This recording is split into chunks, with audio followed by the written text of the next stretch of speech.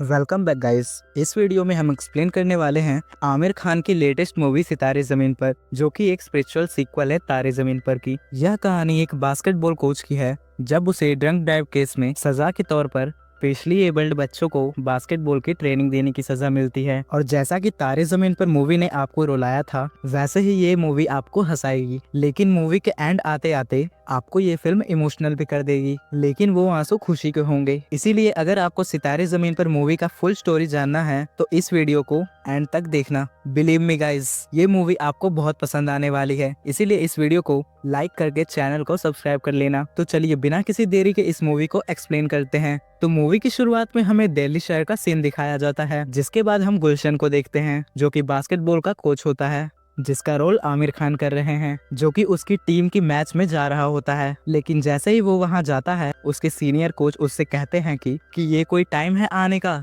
तुम तो अपने सीनियर को ही वेट करवा रहे हो। लेकिन गुलशन इन सब बातों को इग्नोर कर देता है और कुछ देर बाद दिल्ली और कर्नाटका टीम के बीच बास्केटबॉल मैच शुरू होता है, जहां पे गुलशन के सीनियर कोच उनकी टीम को गाइड कर रहे होते हैं, लेकिन उनकी टीम के प्लेयर्स सही से परफॉर्म नहीं कर रहे होते और सामने वाली टीम की आगे फीके पड़ रहे होते हैं, क्योंकि उनके सीनियर कोच उनको सही से गाइड नहीं कर पा रहे होते हैं। इसीलिए गुलशन उनसे कहता है कि आप सही से टीम को गाइड नहीं कर रहे हैं, जिसे सुनकर सीनियर कोच गुस्सा हो जाते हैं और गुलशन को कहते हैं कि तुम चुपचाप बैठ जाओ और मुझे मेरा काम करने दो। इसीलिए गुलशन उन्हें ताने मारने लगता है कि रावण को मारने के लिए भी भगवान राम ने विभीषण की बात सुनी थी और ये तो फिर भी इंसान है। जिसे सुनकर सीनियर कोच बहुत गुस्सा हो जाते हैं और कहते हैं कि तुम्हें मेरी जगह लेनी है क्या, और कहते हैं कि अगर तुम्हें हेड कोच बनना है तो पहले इस बास्केट को छू के दिखाओ, और उसकी हाइट का मजाक उड़ाने लगते हैं। जिसे सुनकर गुलशन बहुत गुस्सा हो जाता है और अपने सीनियर कोच को एक जोर का मुक्का मारता है, जिसके बाद सीनियर कोच गुलशन को बाहर निकाल देते हैं। जिसके बाद गुलशन का मूड खराब हो जाता है और वो बार में जाकर शराब पीने लगता है और शराब पीकर गाड़ी चलाने लगता है, और नशे में धुत होने की वजह से वो गाड़ी सही से नहीं चला पाता और पुलिस की गाड़ी का हेडलाइट तोड़ देता है। जिसके बाद पुलिस उसके पीछे पड़ जाती है और उसे रोकने के लिए अपनी गाड़ी उसके आगे ले आते हैं, लेकिन गुलशन दोबारा उनकी गाड़ी को ठोक देता है। जिसके बाद पुलिस उसे पकड़ लेती है और जेल में डाल देती है। लेकिन अगली सुबह उसका दोस्त, जो कि एक लॉयर होता है, वो गुलशन को बाहर निकलवा लेता है, लेकिन पुलिस उनसे कहती है कि ये केस अब कोर्ट तक पहुंच चुका है, इसीलिए तुम्हें कोर्ट जाना होगा। और दूसरी तरफ गुलशन को बास्केटबॉल कोच के सीनियर से लड़ने के लिए उसे सस्पेंड कर दिया जाता है। नेक्स्ट सीन में हम गुलशन और उसके लॉयर दोस्त को देखते हैं, जो कि कोर्ट रूम में जाते हैं, जहां जज गुलशन को कहती है कि तुमने आज तक कोई अपराध नहीं किया है और ये तुम्हारा पहला अपराध है, इसीलिए कोर्ट तुम्हें जेल की सजा नहीं दे रही है, लेकिन इसके बदले तुम्हें स्पेशली एबल्ड बच्चों को 3 महीने तक बास्केटबॉल की ट्रेनिंग देनी पड़ेगी। जिसपे गुलशन कहता है कि क्या मैं 3 महीने तक पागलों को ट्रेन करूंगा, और बार बार पागल वर्ड बोलने पर जज उस पे 5,000 रुपए का जुर्माना भी लगा देती है। नेक्स्ट सीन में हमें गुलशन के घर का सीन दिखाया जाता है, जहाँ पर वो अपनी माँ को ये सारी बातें बता रहा होता है और कहता है कि ये क्या मतलब है कि पागल को पागल न कहे। जिसपे उसकी माँ कहती है कि किसी को ये सब क्यों कहना, और कहती है कि क्या मैंने कभी तुझे टिंगू कहा है। जिसपे गुलशन कहता है कि अपने लोगों को नहीं बोला जाता है, ये सब दूसरों के लिए है। जिसपे उसकी माँ कहती है कि तुम सबको अपना समझो। तभी गुलशन की वाइफ सुनीता का कॉल आ रहा होता है, जिसे वो कट कर देता है और हमें पता चलता है कि वो अपनी वाइफ को छोड़कर अपनी माँ के पास रहता है। अगले सीन में गुलशन बच्चों की ट्रेनिंग सेंटर पर जाता है, जहाँ पर वो करतार पाजी से मिलता है, जो कि वहाँ के मैनेजर होते हैं, और वो गुलशन को बताते हैं कि इन बच्चों ने पहले भी कई सारे मेडल्स जीते हैं, और वो गुलशन से पूछते हैं कि आप हफ्ते में कितने दिन बच्चों को ट्रेनिंग दोगे। जिसपे गुलशन बहाना बनाते हुए कहता है बच्चों पे ज्यादा प्रेशर देना अच्छा नहीं होगा, इसीलिए मैं सिर्फ 1 दिन आऊंगा। जिसपे करतार पाजी जज को कॉल लगाने लगते हैं और उन्हें बताते हैं कि गुलशन हफ्ते में सिर्फ 1 दिन बच्चों को ट्रेनिंग देगा। जज का नाम सुनते ही गुलशन कहने लगता है कि मैं तो हफ्ते में हर 1 दिन की बात कर रहा था। जिसके बाद करतार पाजी गुलशन से कहते हैं कि 3 महीने में स्पेशली एबल्ड बच्चों की नेशनल चैंपियनशिप कंपटीशन होने वाली है, इसीलिए आप उन्हें अच्छे से ट्रेनिंग देना। नेक्स्ट सीन में गुलशन उन बच्चों से मिलता है और खुद को इंट्रोड्यूस करता है और उनसे भी उनका नाम पूछता है। जिसके बाद सारे बच्चे एक एक करके अपना नाम बताने लगते हैं, जिसमें करीम, गुड्डू, शर्मा जी, हरगोविंद, राजू, लोटस, बंटू, सतबीर, सुनील होते हैं। इसके बाद गुलशन बॉल पासिंग की प्रैक्टिस शुरू करवा देता है और उन्हें 2-2 की टीम में बट जाने को कहता है, लेकिन वो सब उसकी बात नहीं मानते। वहीं उनमें से एक बच्चा हरगोविंद बाकियों के मुकाबले थोड़ा नॉर्मल होता है और वो काफी अच्छे तरीके से बास्केटबॉल खेलता है, लेकिन बाकी बच्चे गुलशन का मजाक बनाने लगते हैं और उसकी बात नहीं मानते, जिससे तंग होकर गुलशन करतार पाजी के पास जाता है और कहता है कि मैं इन बच्चों को ट्रेनिंग नहीं दे पाऊंगा, ट्रेनिंग तो नॉर्मल बच्चों को दी जाती है। जिसपे करतार पाजी उससे कहते हैं कि ये सब बच्चे उम्र में भले ही बहुत बड़े हैं, लेकिन उनके सीखने की क्षमता अभी भी 7-8 साल बच्चे की है। अगले सीन में हम गुलशन को किसी शादी में देखते हैं, जहां उसकी वाइफ सुनीता भी आई होती है और सुनीता गुलशन से पूछती है कि बच्चों की ट्रेनिंग कैसी चल रही है और तुम्हें तो सस्पेंड भी कर दिया गया है, तो तुम्हें पैसों की कोई प्रॉब्लम तो नहीं है। वहीं बातों बातों में सुनीता गुलशन से कहती है कि हम साथ में क्यों नहीं रह सकते, जिसपे गुलशन कहता है कि मुझे बच्चा नहीं चाहिए और तुम बच्चों की बात करना बंद करो। दरअसल गुलशन के पापा गुलशन की माँ और उसे 8 साल की उम्र में ही छोड़कर चले गए थे, इसीलिए गुलशन को लगता है कि सारे बाप ऐसे ही होते हैं। जिसपे उसकी वाइफ उसे समझाती है, लेकिन वो उसकी बात बिना सुने ही चला जाता है। नेक्स्ट सीन में हम फिर से ट्रेनिंग सेंटर का सीन देखते हैं, जहाँ पे गुलशन बच्चों से कहता है कि आज हम वार्म अप करेंगे और एक सीधी लाइन में दौड़ेंगे। जिसके बाद दौड़ते समय आधे से ज्यादा बच्चे गेट से बाहर चले जाते हैं। इन्हीं सब हरकतों की वजह से गुलशन तंग आ जाता है और उसे पता चलता है कि उन बच्चों में से एक जज का भतीजा होता है। इसीलिए गुलशन जज के पास जाता है और उनसे कहता है कि मैं बच्चों को ट्रेनिंग नहीं दूंगा, जिसपे जज गुलशन से कहती है कि तब तो तुम्हें जेल जाना पड़ेगा। जिसपे गुलशन कहता है कि आपने सजा जज बनकर नहीं बल्कि एक बुआ बनकर बताई है, क्योंकि उनमें से एक आपका भतीजा भी है। इस पे जज कहती है कि अगर तुम्हें ये नहीं करना है तो इसके बदले तुम्हें किसी सरकारी अस्पताल में पोछा लगाने का काम करना होगा। जिसे सुनकर गुलशन कहता है कि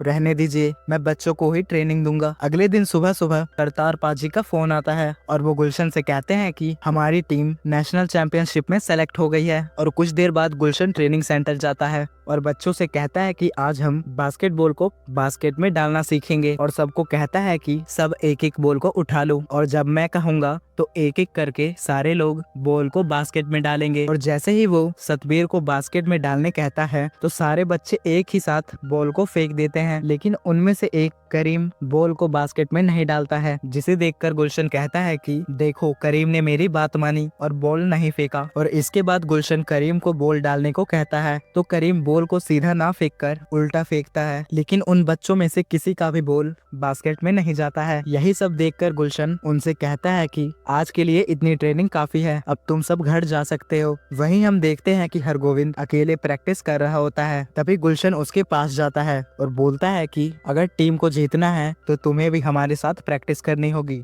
और कहता है कि अकेले प्लेयर से टीम नहीं जीत सकती। लेकिन हरगोविंद गुलशन की बात नहीं सुनता और उसे इग्नोर कर चला जाता है। अगले दिन जब गुलशन ट्रेनिंग सेंटर जाता है तो करतार पाजी उसे बताते हैं कि हरगोविंद ने टीम छोड़ दी है। जिसे सुनकर गुलशन उनसे कहता है कि हमारी टीम में सिर्फ हरगोविंद ही एक अच्छा प्लेयर था और अगर वो ही चला गया है तो हम मैच कैसे जीतेंगे। तभी करतार पाजी गुलशन को सारे बच्चों के बारे में बताते हैं, जैसे करीम अपनी फैमिली से दूर हॉस्टल में रहता है और रोज सुबह जल्दी उठकर होटल में काम करने जाता है। राजू की फैमिली की नर्सरी है और वो रोज पेड़ पौधों की देखभाल करता है। सतबीर अपने चाचा की गैराज में मैकेनिक है और ऐसा वैसा मैकेनिक नहीं बल्कि एक एक्सपर्ट है और मैकेनिकल इंजीनियरिंग बच्चों को वो सिखाता है। शर्मा जी की मम्मी नहीं है, वो अपने पापा और चाचा के साथ रहता है और वो एक कैफे में काम करता है और लोटस डाई फैक्ट्री में काम करता है। इसीलिए डेली अपने बालों को अलग अलग रंग करके आता है। और गुड्डू को जानवरों से बहुत प्यार है और जानवरों की फार्म में वो काम करता है और गुड्डू एक एनिमल एक्सपर्ट है और बताते हैं कि जो जानवर किसी से नहीं संभलते उन्हें गुड्डू संभाल लेता है। जिसपे गुलशन करतार पाजी से कहता है कि इसीलिए गुड्डू से बदबू आती है। जिसपे करतार पाजी कहते हैं कि ऐसा नहीं है, दरअसल वो नहाता नहीं है क्योंकि वो बचपन में एक बार डूबते डूबते बचा था, इसीलिए पानी से वो डरता है। जिसे सुनकर गुलशन काफी मोटिवेट होता है और अगले दिन से बच्चों को अच्छे से ट्रेनिंग देने लगता है और वो सारे बच्चे भी काफी अच्छे से प्रैक्टिस करने लगते हैं। प्रैक्टिस करने के बाद गुलशन उनसे कहता है कि मंडे को हमारा पहला मैच है। इसके बाद मैच का दिन आता है जहाँ पर ये सारे बच्चे काफी अच्छा परफॉर्म करते हैं और मैच जीत जाते हैं। मैच खत्म होने के बाद जब सारे बच्चे नहाने जा रहे होते हैं तो गुड्डू नहाने से मना कर देता है। तभी वहाँ पे एक चूहा गलती से बाथटब में गिर जाता है, जिसे देखकर गुलशन को आइडिया आता है और सोचता है कि गुड्डू को जानवरों से बहुत प्यार है और वो चूहे को बचाने के लिए पानी में जरूर जाएगा। इसीलिए वो बहाना बनाता है कि उसे चूहों से डर लगता है और गुड्डू को कहता है कि अब तुम्हें इसे बचा सकते हो। ये सुनकर गुड्डू चूहे को बचाने के लिए बाथटब में जाता है और चूहे को बचा लेता है। तभी गुलशन कहता है कि देखो गुड्डू, तुम पानी में हो लेकिन तुम्हें कुछ नहीं हुआ। और इसी तरह गुड्डू का पानी से डर खत्म हो जाता है। नेक्स्ट सीन में गुलशन और सारे बच्चे अपना अगला मैच खेलने के लिए चंडीगढ़ जाने वाले होते हैं। तभी हम देखते हैं कि हरगोविंद की जगह एक न्यू प्लेयर गोलू खान आती है। इसके बाद सारे बच्चे और गुलशन चंडीगढ़ के लिए निकल जाते हैं और वहां पहुंचकर वो देखते हैं कि ओपोनेंट टीम का एक लड़का पेड्रो बास्केटबॉल खेलने में काफी तगड़ा होता है। और जब मैच स्टार्ट होता है तो अपोनेंट टीम काफी अच्छा खेल रहे होते हैं क्योंकि पेड्रो बास्केट पे बास्केट किया जा रहा था। तभी गोलू गुलशन से कहती है कि मैं इसे रोक सकती हूँ। इसीलिए गुलशन सब्स्टिट्यूट लेके राजू के बदले गोलू खान को भेज देता है और मैच के दौरान गोलू खान पेड्रो के प्राइवेट पार्ट पे लात मार देती है, जिससे कि वो सही से अब खेल नहीं पाता और गुलशन की टीम ये मैच जीत जाती है। और मैच जीतकर जब वो वापस जा रहे होते हैं तो ये बस में काफी शोर करने लगते हैं, जिससे बस के यात्री डिस्टर्ब हो जाते हैं और कहते हैं कि ये नॉर्मल लोगों का बस है और कहते हैं कि इन लोगों की वजह से हमें दिक्कत हो रही है। लेकिन ये लोग काफी शोर कर रहे होते हैं, जिसपे बस का ड्राइवर आता है और बोलता है कि शांत बैठ जाओ वरना बस के बाहर निकाल दूंगा, जिसपे ये बच्चे और ज्यादा तंग करने लगते हैं। इसीलिए बस का ड्राइवर गुलशन और बच्चों को बाहर निकाल देता है, जिसके बाद वो जानवरों की गाड़ी पे बैठ के वापस आते हैं। नेक्स्ट सीन में गुलशन अपनी वाइफ के पास जाता है और कहता है कि उसे एक हेल्प चाहिए। वो सुनीता से कहता है कि मैं इन बच्चों के साथ पब्लिक बस या ट्रेन में सफर नहीं कर सकता, जिसपे सुनीता कहती है कि मैं तुम्हें एक वैन भाड़े में दिलवा सकती हूँ। लेकिन गुलशन कहता है कि मेरा लाइसेंस तो जब्त है तो वैन कौन चलाएगा, क्यों ना तुम ही हमारे साथ आ जाओ और तुम बस ड्राइव करना, जिसपे सुनीता मान भी जाती है और वो अगले मैच के लिए खुद के बस से जाते हैं और वो एक के बाद एक मैच को जीत जाते हैं और सेमीफाइनल में पहुंच जाते हैं और सेमीफाइनल का मैच भी जीतकर वो फाइनल में पहुंच जाते हैं। तभी गुलशन हरगोविंद के पास जाता है और कहता है कि अब तो हम फाइनल्स में पहुंच गए हैं और फाइनल्स में खेलने के लिए उससे कहता है, लेकिन हरगोविंद बिना बोले वहां से चला जाता है। नेक्स्ट सीन में गुलशन उसे मनाने के लिए उसके घर जाता है, जहाँ हरगोविंद उसे अपनी कहानी बताता है और कहता है कि वो पहले भी नेशनल चैंपियनशिप खेल चुका है और उसने वो जीता भी था, लेकिन उसका मेडल उससे छीन लिया जाता है क्योंकि उसका जो कोच था उसने दो ऐसे लड़कों को टीम में रखा था जो कि बिल्कुल नॉर्मल थे और फर्जी सर्टिफिकेट बनाकर स्पेशली एबल्ड लोगों के मैच में खेल रहे थे, क्योंकि इनके कोच को इन पर भरोसा नहीं था। इसीलिए तब से हरगोविंद किसी भी कोच पर भरोसा नहीं करता है। लेकिन गुलशन उसे किसी तरह फाइनल खेलने के लिए मना लेता है। लेकिन अगले दिन करतार पाजी गुलशन को बताते हैं कि फाइनल्स का मैच मुंबई में है और हमारे पास इतना बजट नहीं है कि हम फ्लाइट और होटल का किराया दे सके, जिसे सुनकर गुलशन और सारे बच्चे दुखी हो जाते हैं। लेकिन एक दिन गुलशन को आइडिया आता है कि उसकी टीम में से एक बच्चा करीम किसी होटल में काम करता है और वहाँ के बॉस उसे ओवर टाइम काम करवाता है और पैसे भी कम देता है। इसीलिए वो अपनी वाइफ के पास जाता है और कहता है कि मुझे तुम्हारी हेल्प चाहिए, क्योंकि गुलशन की वाइफ पहले एक एक्टर थी। इसीलिए गुलशन उसे एक नकली पुलिस वाली बनाकर उस होटल में लेके जाता है, जहाँ सुनीता होटल के मालिक को डराती है कि तुम एक स्पेशली एबल्ड बच्चे को ओवर टाइम काम करवाते हो और उसे गालियां भी देते हो, इसके लिए तुम्हें 3 साल की जेल हो सकती है। ये सुनकर होटल का मालिक डर जाता है और गुलशन से कहता है कि कुछ ले दे के काम निपटा लो।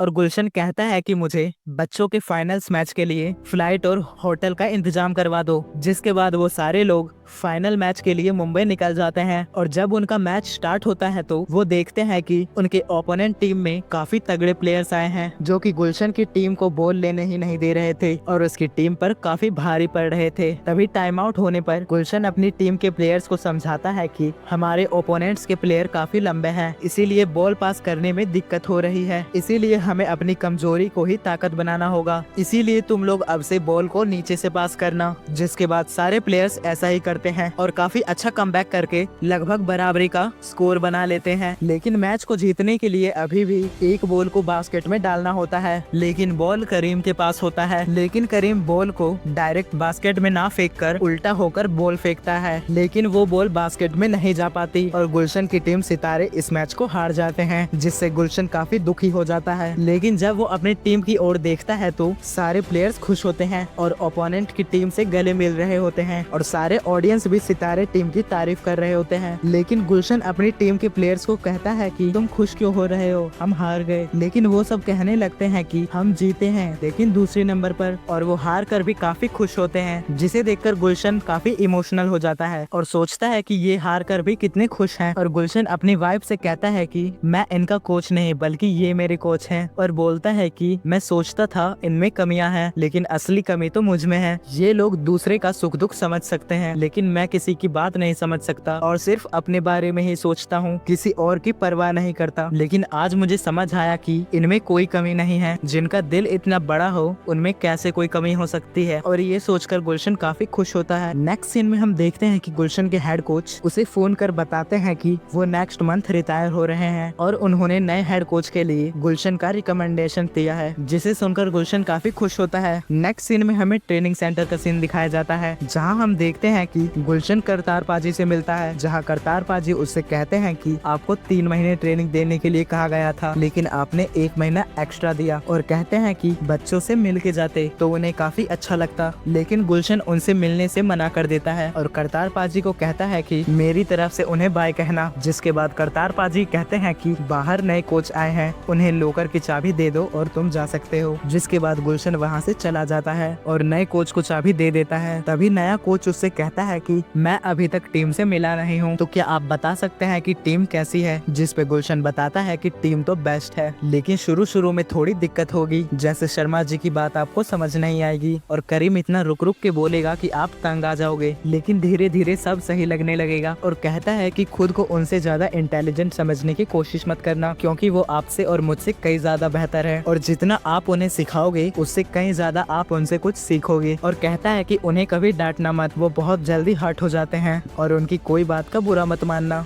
क्योंकि वो दिल के बहुत साफ हैं, और कभी जाने का मन हो तो उन्हें बाय बिना बोले कभी मत जाना। ये सारी बात बोलते बोलते वो काफी इमोशनल हो जाता है और खुद को बच्चों से मिलने से रोक नहीं पाता, और वो दौड़ के उन बच्चों के पास जाता है और उन्हें गले लगा लेता है। जिसके बाद यहीं पे ये मूवी खत्म हो जाती है। And believe me guys, movie के एंड में आपके आंखों में खुशी के आंसू होंगे। तो अगर आपने ये मूवी देख ली है तो कमेंट में जरूर बताना कि आपको ये मूवी कैसी लगी, और अगर आपको ये वीडियो थोड़ी सी भी पसंद आई हो तो वीडियो को लाइक कर देना, और प्लीज चैनल को सब्सक्राइब कर लेना, क्योंकि आगे और भी मूवीज और सीरीज का एक्सप्लेनेशन आते रहेंगे। तो मिलते हैं किसी और वीडियो में, तब तक के लिए देखते रहिए फिल्मी अस्त्र।